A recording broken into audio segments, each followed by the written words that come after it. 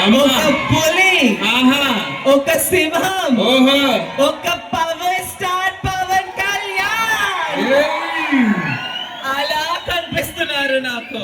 అబ్బా, మా అమ్మ వాళ్ళు కూడా నాకు అబద్ధం చెప్పారు తనమై. ఏం చెప్పారు? చందమామ చుక్కలు ఎక్కడ ఉంటాయంటే ఆకాశంలో ఉంటాయని చెప్పారు. నిజమే.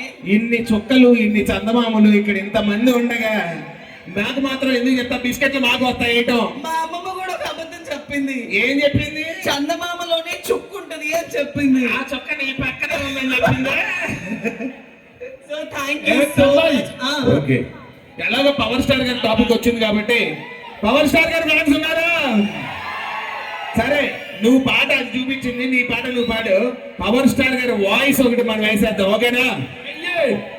ఈ రోజు ఇంత శ్రమపడి మూలానికి వచ్చిన మీ అందరినీ పవన్ కళ్యాణ్ గారు ఇక్కడ ఉండి అభినందిస్తే ఎలా ఉంటుందో చూద్దాం.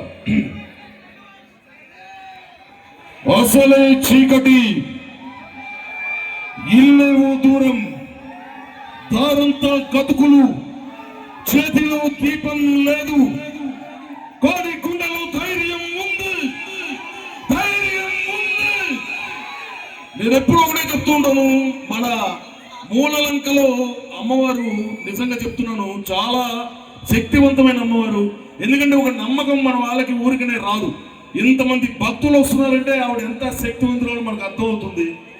మరి మీ అందరూ కూడా అమ్మవారి ఆశీస్సులతో చల్లగా ఉండాలని కోరుకుంటూ మీ అందరికీ మరొక్కసారి జాతర శుభాకాంక్షలు తెలియజేస్తూ సెలవు తీసుకుంటాను. జై హింద్. Thank you.